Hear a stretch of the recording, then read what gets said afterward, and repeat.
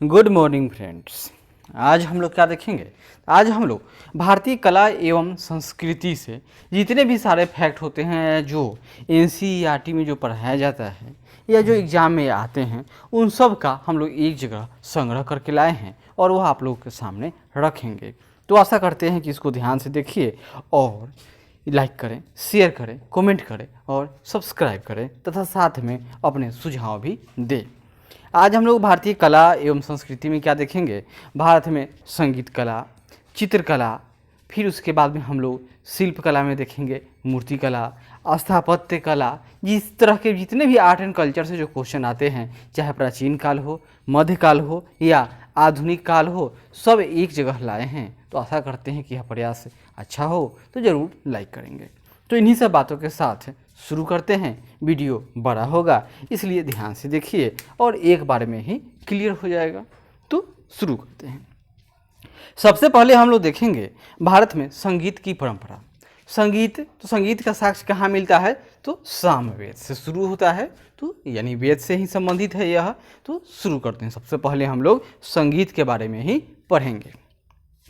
यहाँ देखिए, भारत में संगीत की परंपरा नाद एवं लय के माध्यम से हृदय की सूक्ष्म भावनाओं की अभिव्यक्ति ही क्या है? संगीत है। संगीत मतलब समझ गीत, यही संगीत है। ये इसका क्या हो गया?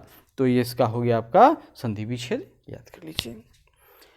भारत में संगीत के आरंभिक उदाहरण ऋग्वेद और सामवेद के गीत थे। इतना प्राचीन भारत में संगीत का इतिहास है।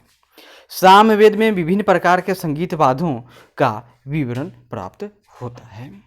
500 ईसा पूर्व के प्रसिद्ध व्याकरण पाणिनि ने अपनी कृति अष्टाध्यायी में संस्कृत के बारे में सर्वप्रथम उदाहरण दिया है एवं ऋक प्रातिशाख्य, याद कर लीजिए, थोड़ा पढ़ने में लग रहा है मैं गलत पढ़ रहा हूँ, में सर्वप्रथम संगीत के सिद्धांत का प्रतिपादन किया है।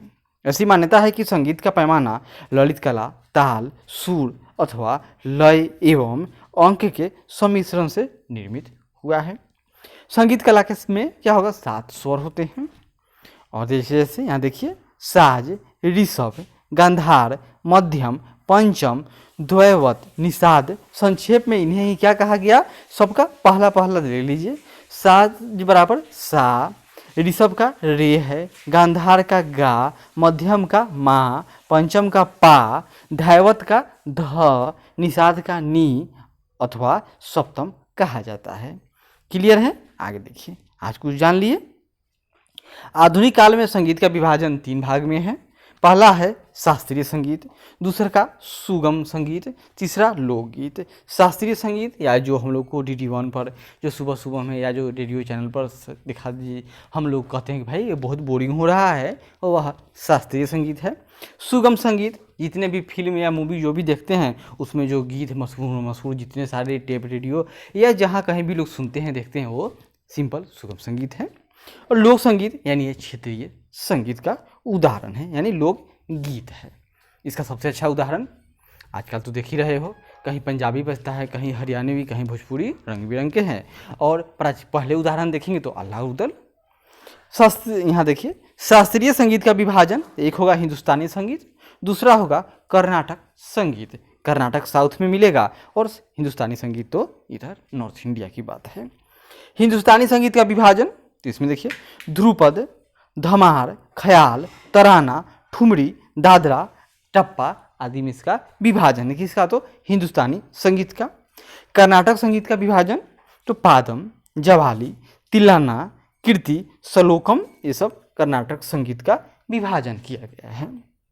और सुगम संगीत तो इसका विभाजन में देखिए, भजन जैसे अनूप जलोटा जी का भजन, गीत अलका याग्निक या जो भी आजकल देख लेते हैं गीत है वो, गजल, बहुत सारे गजल में नाम याद कर सकते हो, जगजीत सिंह, कव्वाली, डिस्को और पॉप संगीत, ये हनी सिंह वाली बात है। ये सब सुगम संगीत का विभाजन है। लोकगीत का विभाजन तो पंडवानी, ये तीजन बाई संबंधित है, बम्बुलिया, लेजा गीत और सब ये सब क्या है? तो लोक गीत के उदाहरण हैं। दद्दा, रिया गीत, रेलो गीत, चेत परब गीत, धनकुल गीत, हरदौल की मनौती, चौकड़िया भाग, अल्लाह, लावनी, पबारा, माच, संकीर्तन, खोंगजुम परवा, चाकरी, भखा गीत, मन नी यारो गीत, पांडे यानी, पंचवाधम, थायम बाका, पोबारा, गोधल गीत, फाग गीत, चैता, नचारी, लगनी राग गीत आदि। और कचरी में एक होगा कचरी, लगनी राग में एक कचरी और एक होता है चैती। ये सब क्या है, तो ये सब लोकगीत के उदाहरण हैं। कीर्तन और कीर्ति कर्नाटक शैली के दो प्रमुख राग और लय हैं। गजल, दादरा एवं तराना हिंदुस्तानी शैली के राग हैं। इतना याद कर लीजिए। लोक संगीत में लय की प्रधानता होती है। लय को लोक संगीत का प्राण कहा जाता है। ब्रज प्रदेश में लोक संगीत के अंतर्गत सारंगी, ब्रज प्रदेश यानी यूपी की बात हो रही है। यूपी में भी ब्रज यानी कौन, तो मथुरा वाला क्षेत्र, कृष्ण भगवान का क्षेत्र। इसमें क्या होगा, जो कृष्ण भगवान बजाते थे वही क्षेत्र। तो सारंगी, बांसुरी, बीन का प्रयोग विशेष प्रचलित है। ताल के संदर्भ में संगीत के लिए नक्कारा, ढोप, ढोलक, मृदंग, खंजरी और तार का प्रयोग किया जाता है। एक अच्छे लोक संगीत में सबसे अधिक महत्व बांसुरी को दिया गया है।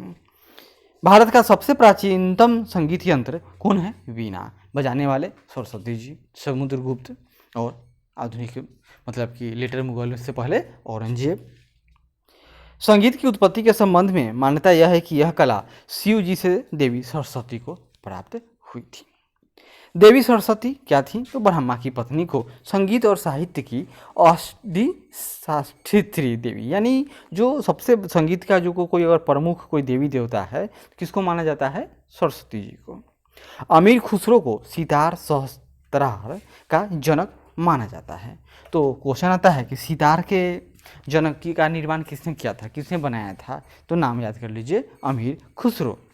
जर्मन संगीतकार बीथोवन लुडविग वान कान से बहरा होने के बावजूद विश्व संगीत को सराहनीय योगदान दिया था। कौन, तो बीथोवन लुडविग वान, इतना भयानक नाम है, याद कीजिए। आगे देखिए, ध्रुपद संगीत शैली उत्तरी भारत में 15वीं-16वीं शताब्दी में अस्तित्व में आई। यही वह काल था जब तानसेन, बैजू बावरा एवं स्वामी हरिदास जैसे ध्रुपद के महान गायक आविर्भूत हुए थे। ख्याल, यह ख्याल क्या है, तो यह उत्तरी भारत में प्रचलित एक सामान्य किंतु संगीत कला का सर्वोच्च स्तर है। कौन, तो ख्याल। ख्याल शब्द फारसी भाषा से लिया गया है, जिसका शाब्दिक अर्थ होता है विचार अथवा कल्पना। ख्याल ही मतलब लोग कहते हैं ना, ख्याली पुलाव पका रहा है, यानी सोच रहा है, कोई विचार कर रहा है। ख्याल को कला की दुनिया में उच्चतम स्थान प्रदान करने का श्रेय 18वीं शती ईस्वी में ख्याल के महान मर्मज्ञ नियाकत खान सदा रंग एवं उनके भतीजे अदा रंग को दिया जाता है। भारत में ख्याल के 4 प्रमुख केंद्र हैं। उस क्या कहा जाता है, घराना। तो कौन है, ये चारों घराना देख लीजिए, ग्वालियर घराना, आगरा घराना, जयपुर अतरौली घराना, किराना घराना। ये सब किससे संबंधित है, तो ख्याल गायकी से। बड़ा और छोटा ख्याल के समानांतर यहाँ 2 प्रकार के राग हैं। एक होगा विलंबित, यानी यह मध्यम गति का राग है, और दूसरा है द्रुत, यानी इसमें तीव्र गति का राग है। मध्यम यानी जो धीरे धीरे बोलेंगे, बहुत लंबा लंबा शब्द को करेंगे, आ करते रह जाएंगे। और द्रुत तो कुछ तेज होगा, वह ऐसा नहीं कि वो आज की तरह ये हनी सिंह के जैसा हो जाए। राग कामेश्वरी की रचना पंडित रविशंकर ने की थी। अब हम लोग कुछ देखेंगे भारत के प्रमुख शास्त्रीय नृत्य। इससे क्वेश्चन बार बार आता है। सुसंबद्ध लय और संगीत के साथ अकेले अथवा अन्य सहयोगियों के साथ थिरकन को ही क्या कहा जाता है, नृत्य कहा जाता है। प्राचीन ग्रंथों में नृत्य का देवता कौन, तो नटराज शिव का वर्णन है। तभी तो जो नटराज की जो मूर्ति मिलती है, जो उनका डांस करते हुए मूर्ति है, वह चोल काल से संबंधित है, जिसे 108 विभिन्न तरह के नृत्य का आविष्कार किया है, जिसमें तांडव नृत्य प्रमुख है। प्राचीन काल में नृत्य की 2 शैलियाँ थी, एक था तांडव, दूसरा था लास्य। तांडव मतलब क्या होगा, भगवान शिव द्वारा घोषित शक्ति युक्त मनुष्योचित नृत्य था, यानी उसमें वो परमाणु परीक्षण कर रहे हैं, यानी वो अपने शक्ति का परीक्षण करेंगे।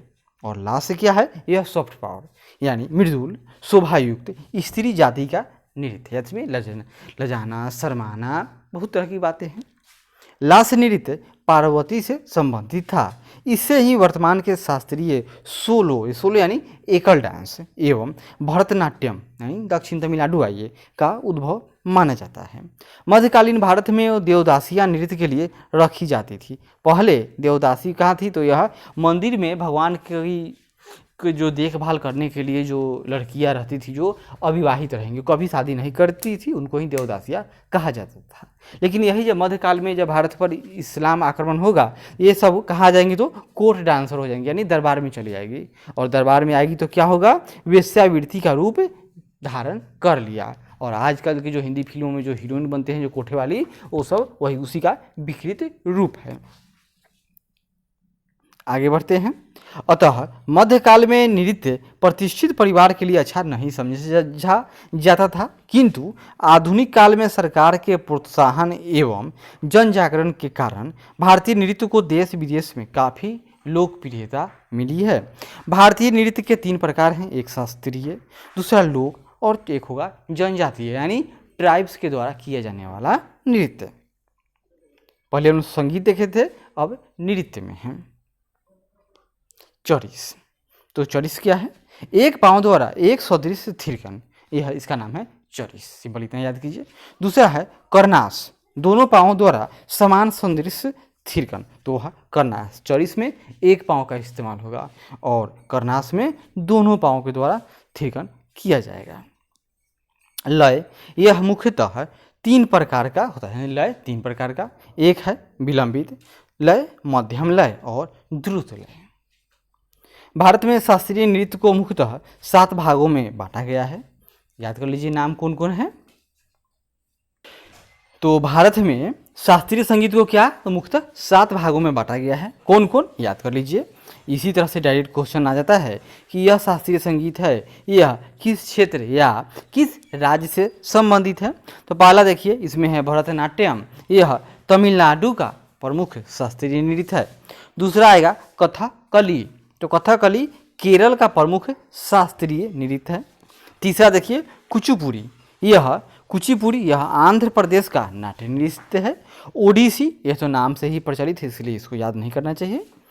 पांचवा है कथक, कथकली का संबंध जिस तरह केरल से है उसी तरह कथक, तो कथक का संबंध यह उत्तर भारत से है। और जितने भी आजकल हिंदी फिल्मों में जो डांस होते हैं वो सब का सब क्या है, तो कथक का ही उदाहरण है, यानी कथक यानी कोर्ट डांसर।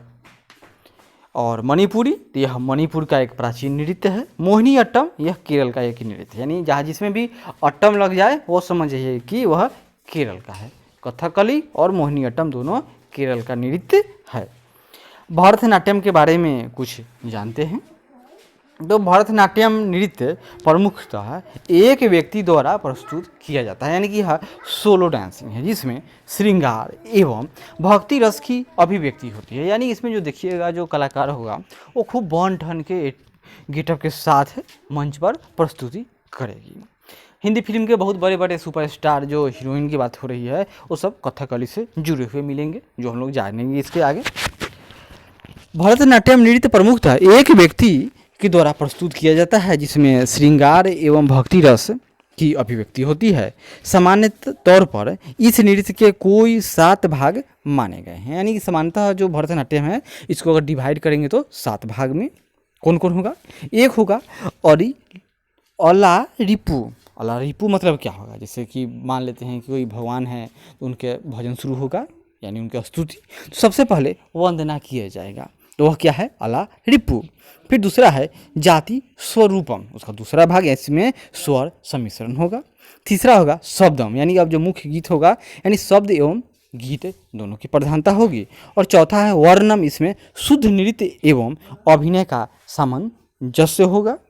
और पांचवा में देखिए पदम, यानी इसमें श्रृंगारिक भाव। छठा जवालिया, यानी श्रृंगारिक भाव भी इसमें भी। सातवां तिल्लाना, यानी शुद्ध नृत्य, यानी अंत में देखते हैं जब कोई गाना खत्म होने वाला है तो खूब म्यूजिक जोर जोर से बजने लगता है, तो वही तिल्लाना है। भरतनाट्यम के 3 घराने हैं, कौन कौन, एक है तंजौर, दूसरा कांचीपुरम और तीसरा है पंडनलूर। ये सब क्या है तो भरतनाट्यम के 3 घराने हैं। कथकली का शाब्दिक अर्थ होता है कहानी पर आधारित नाटक, यानी भरतनाट्यम तमिलनाडु से संबंधित, अब हम लोग कथकली यानी केरल से संबंधित शास्त्रीय संगीत को, इस नृत्य को देख रहे हैं। तो कौन? कथकली। कथकली का अर्थ क्या है? कथक यानी कहानी, तो कहानी पर आधारित नाटक है। चरित्र के दृष्टिकोण से इसके भी 3 वर्ग हैं। कौन कौन? एक होगा सात्विक, यानी इसमें देवता आएंगे। एक होगा राजसिक, यानी राजा लोग आएंगे, प्रशासक। और एक होगा तामसिक, यानी राजा को परेशान करने वाला राक्षस। 9 रसों की मुख्याभिव्यक्ति पर जितना असाधारण अधिकार एक कथकली नर्तक का होता है, उतना अन्य नर्तक के लिए संभव नहीं हो पाता है। यानी इसमें शरीर जो एरोबेटिक्स का सबसे अधिक इस्तेमाल अगर कहीं किया जाए तो वह कथकली में किया जाता है। कुचिपुड़ी, तो यह आंध्र प्रदेश का नाट्य नृत्य है। कुचिपुड़ी नृत्य शैली में कथा भाव हमेशा कैसा होगा? महाभारत या रामायण से ही लिया जाएगा। यह तमिल प्रदेश में प्रचलित भागवत मेला नाट्य शैली की प्रकृति का जान पड़ता है। यानी कुचिपुड़ी है कहाँ? आंध्र प्रदेश का, और लगता है जैसे कि हम लोग भागवत मेला जो तमिलनाडु का है उसको देख रहे हैं। नियमों की श्रृंखला में यह भरत मुनि के नाट्य शास्त्र के अनुरूप है। किसकी बात हो रही है? तो कुचिपुड़ी की। कुचिपुड़ी के कुछ सोपान हैं, यानी इसको भी अगर बांटा जाए, डिवाइड किया जाए तो कहाँ बटेगा? पहला है पूर्व रंग, दूसरा कथानक नृत्य होगा, तीसरा शब्दम, चौथा दशावतार, पांचवा श्री राम पट्टाभिषेकम, छठा तिल्लाना, सातवां तरंगम, आठवां थाली पर नृत्य। क्वेश्चन आता है कि थाली पर नृत्य का संबंध किससे है? याद कर लीजिए, कुचिपुड़ी से है। ओडिसी नृत्य, तो यह ओडिशा में प्रचलित एक नृत्य कला है कि, और यह प्राचीन शैली है। ओडिशा की नृत्य शैली पूर्णतः आराधना की नृत्य शैली है, यानी भक्ति या स्तुति कहिए इसको। इस नृत्य के माध्यम से ईश्वरीय स्तुति की जाती है। ओडिसी नृत्य के सोपान है मंगलाचरण, बट्टू, पल्लवी, अभिनय, साभिनय और मोक्ष।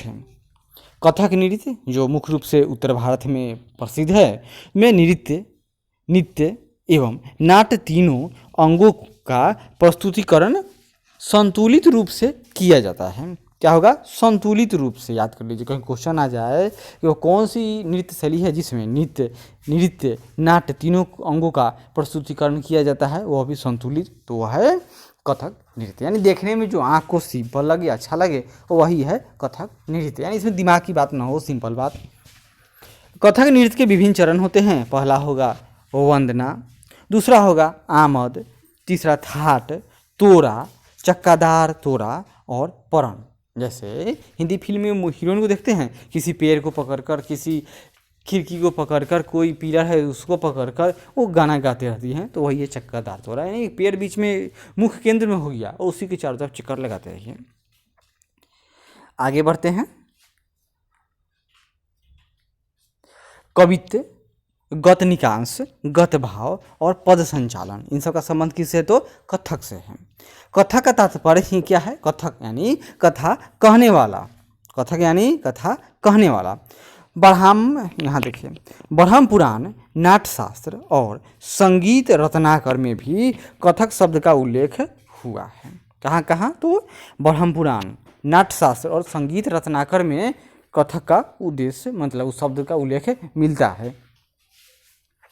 कथक नृत्य मूलतः प्रकृति के निकट है। कौन? कथक। इसमें अभिनय मुद्राओं का प्रयोग बहुत ही स्वाभाविक एवं स्वतंत्र है, खुलापन है इसमें 9 रसों की अभिव्यक्ति कथानक के आधार पर होता है, यानी जो कह रहा है उसके आधार पर, यानी इसमें छूट है। जबकि साउथ इंडिया में जाइएगा, जब हिंदुस्तानी कर्नाटक शैली देखिएगा, उसमें कोई छूट नहीं है, जैसा करना है पढ़ना बस वैसा ही। नायक नायिका भेद कथक नृत्य की विशेषता है। और मणिपुरी शास्त्रीय नृत्य, यह नॉर्थ ईस्ट यानी उत्तर पूर्वी क्षेत्र में स्थित मणिपुर की घाटी में प्रचलित एक प्राचीन नृत्य शैली है। मणिपुरी नृत्य के प्रमुख रास हैं महारास, बसंत रास, कुंज रास, नित्य रास, गोष्ठ रास, उत्खल रास। मोहिनी अट्टम का आशय होता है, मोहिनी अट्टम यानी जिसकी मोहिनी दर्शकों पर छाया पड़ जाए। ऐसी मान्यता है कि भगवान विष्णु ने सागर तल पर केरल में सर्वप्रथम मोहिनी नृत्य किया था, और जिसमें हम लोग सुनते हैं कि जब सागर मंथन हो रहा था तो उसमें अमृत मिला और विष मिला। विष को पीने के लिए कोई तैयार न हुआ तो भगवान महादेव को पिलाया गया था, और जब अमृत मिला तो सब अपने में लड़ने लगे, यानी राक्षस और देवता सब लोग। और विष कहाँ चला गया तो राक्षसों के हाथ में आ गया था। तो अब क्या हो, तो वही भगवान विष्णु जी महिला का रूप धारण किए और राक्षसों पर विजय प्राप्त किया, यानी उसको कहेंगे सिंपल बात है, उसको ठग दिए थे। इस नृत्य कला का उद्भव कहाँ से हुआ है तो केरल से हुआ है।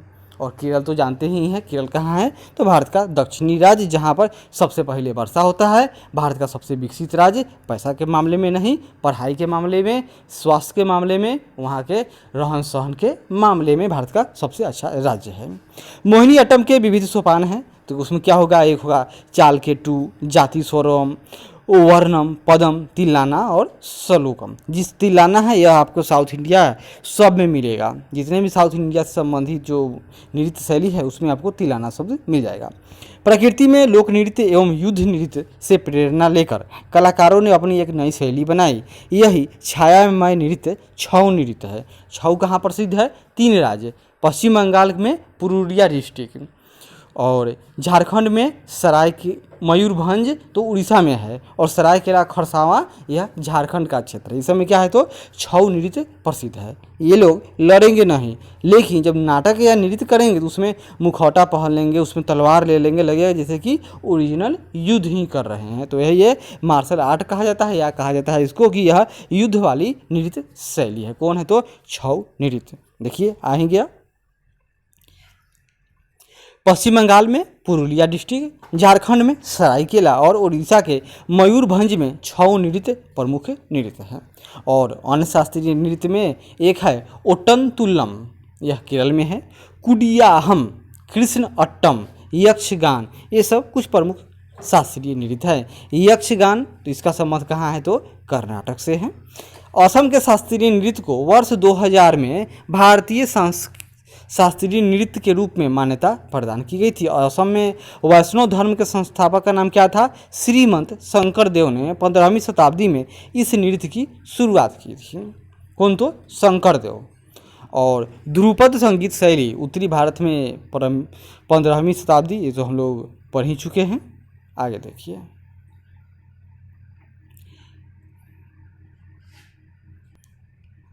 अब हम लोग देखेंगे भारत के प्रमुख लोक नृत्य एक नज़र में, जैसे कि कौन सा राज्य है उस राज्य के कौन कौन से लोक नृत्य है। आजकल जब एग्जाम में देखते ही होइएगा कितना कठिन क्वेश्चन आ रहा है। तो देखिए असम, एक बार याद देख लीजिए, अगर एग्जाम में आए तो याद ही आ ही जाएगा। असम से संबंधित लोक नृत्य कली गोपाल, खेल गोपाल, बिहू, किलगोया, अंकिया नाट, बिछुआ, राखल, लीला, बगु, रुम्बा, नटपूजा, होट, जनाई बोर्ड, लाजू, तबला, तबल, चुंगली, चौंगवी, नागा नृत्य, ये सब असम के प्रसिद्ध है। क्या है तो लोक नृत्य के उदाहरण हैं। दूसरा है नागालैंड। नागालैंड में रेंगमा, चोंग, नोग केम चिंता, कजरम, युद्ध नृत्य, खैवा लिम, नूरा लिप, कुर्सी नागा, चुमी के दुहाई, ये सब नागालैंड से संबंधित वहाँ के लोक नृत्य के उदाहरण हैं। इसी तरह से उत्तर प्रदेश में आते हैं, जिसमें रासलीला, नौटंकी, थाली, पैता, जांगर, चापड़ी, करन, कजरी, दिवाली, ये सब क्या है तो उत्तर प्रदेश राज्य के लोक नृत्य है। इसी तरह उत्तराखंड में कुमायूं झूला और झोरा का संबंध कहाँ से है तो यूके यानी उत्तराखंड से है। आंध्र प्रदेश में मर्दाला, कुंभी, घंटा मर्दाला, छड़ी नृत्य, बात खंभा, विधि, मधुरी, ओट्टम तुल्लू, कालियट्टम, कुडियट्टम, कैकोटी कली, भद्रकली, टप्पाती काली और कुचिपुड़ी, इन सब का संबंध आंध्र प्रदेश से है। कर्नाटक में पाए जाने वाले यहाँ वहाँ के मुख्य जो कुछ क्षेत्रीय नृत्य हैं कौन कौन, यक्षगान, कुनीता, वीर गास्य, भूतकोला, करगा, इन सब का संबंध कर्नाटक से है।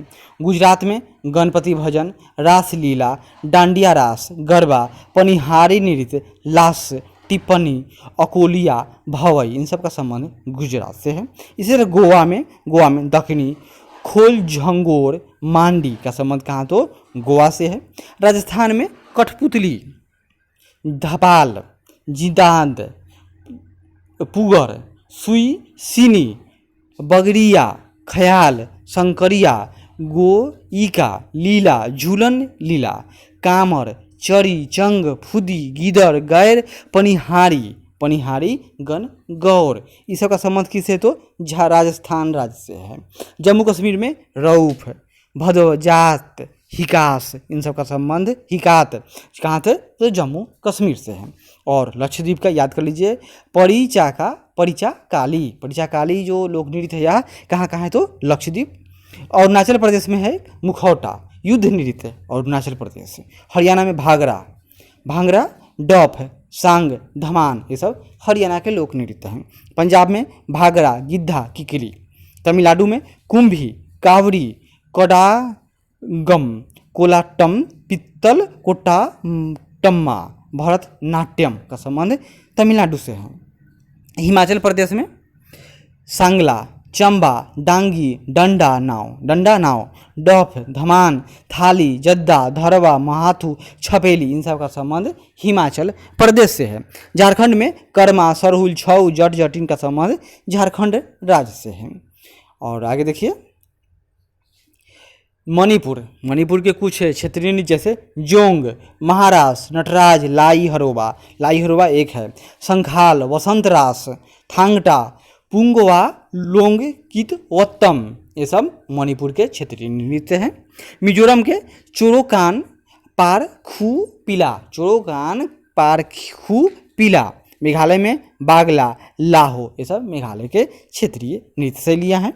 मध्य प्रदेश में रीना, चैत, दीवारी, नौरानी, गान्यो, सुआ, भगोरिया, कर्मोपाली, डागला, छेरिया, हुल्को, मंदिरी, सैला, बिलघा, टप्पारी, गोंडा, इन सब का संबंध है मध्य प्रदेश से है। महाराष्ट्र में मौनी, बोहदा, लेजम, लावनी, दहिकला, तमाशा, गणेश चतुर्थी, कोली, गफा, ललिता, मौरीधा, इन सब का संबंध महाराष्ट्र राज्य से है। बिहार के प्रमुख जो लोक नृत्य है वायगा, जादू, छाया, जट जाटिन, माधी, मूका, लुझरी, विदायत, कीर्तनिया, पंवरिया, सामा चकवा, जात्रा, डांगा, झीका, सोहराई, माघा, बखो, बखावन, विदेशिया, इन सब का संबंध बिहार से है।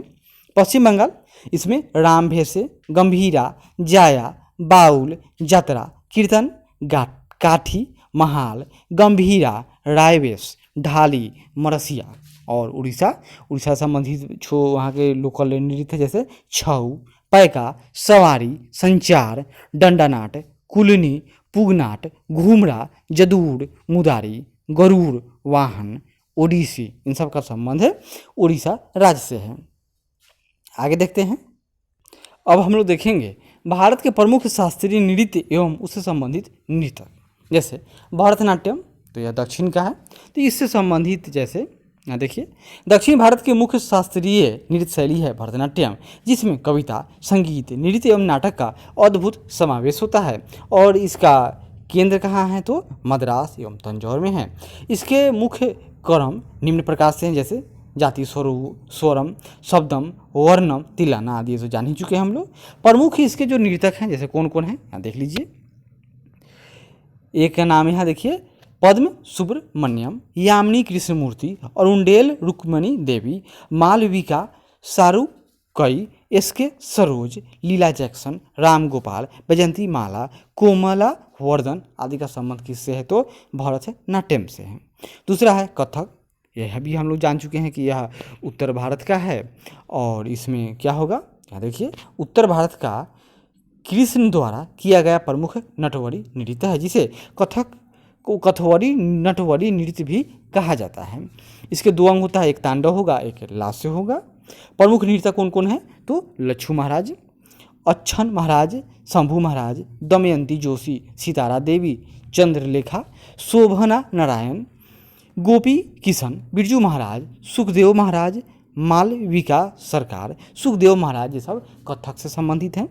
और आगे देखिए मोहिनीअट्टम, इसका संबंध है केरल से है कि यह प्रमुख नृत्य शैली है जो भगवान विष्णु ने मोहिनी रूप में केरल में सागर के तट पर किया था, वही आज भी वहाँ के लोग करते हैं। इसके प्रमुख नृतक कौन कौन है? तो मोहिनीअट्टम से संबंधित है हेमा मालिनी, तारा नीडू गाड़ी, भारती शिवाजी, श्रीदेवी कला देवी, रागिनी देवी गीता गायक, के कल्याणी अम्मा, तंकमणि, कनक रेली, इन सब का संबंध किससे है? तो मोहिनी अट्टम से है। ओडिसी, ओडिसी यह ओडिशा में प्रचलित एक नृत्य की प्राचीनतम शैली है जो भगवान जगन्नाथ को समर्पित है। इसके प्रमुख अंग है नेत्र संचालन, ग्रीवा संचालन, हस्तक, मुद्राओं में पद संचालन। प्रमुख नर्तक हैं काली चरण पटनायक, इंद्रानी रहमान, कालीचंद, सोनल मानसिंह, माधवी मृदुगल, सुजाता मिश्र, प्रियवंदा मोहंती, मीनाती दास, संयुक्ता प्राणी गरही, मायाधर राउत, रंजना डेनियस, इन सबका संबंध है ओडिसी से। कथकली यह कर्नाटक और मालाबार क्षेत्र की नृत्य शैली है, यानी केरल की बात हो रही है, तो मुख्य रूप से केरल की ही है। पुरुष प्रधान रस नृत्य में संगीत और अभिनय की संयुक्त कला को कथकली की संज्ञा मिली है। इसमें दो प्रकार के पात्र होते हैं, एक पाचा यानी नायक यानी हीरो है वह, और केटी यानी राक्षस विलेन। इसके प्रमुख नर्तक हैं मृणालिनी सारा भाई, क्या नाम है उनका?